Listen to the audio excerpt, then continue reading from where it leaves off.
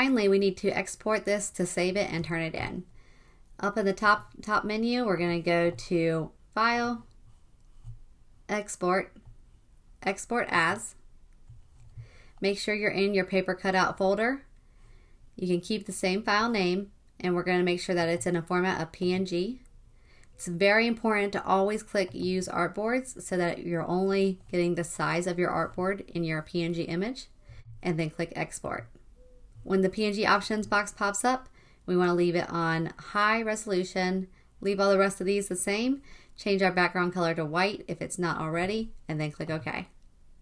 Now if you want to preview it without all the guidelines, you can do Command: on your keyboard to get rid of the guides, and I can use my selection tool to just click off of here so nothing is selected. That's what it's going to look like when it's all done. Thanks for watching. This completes our project, and we'll see you next time.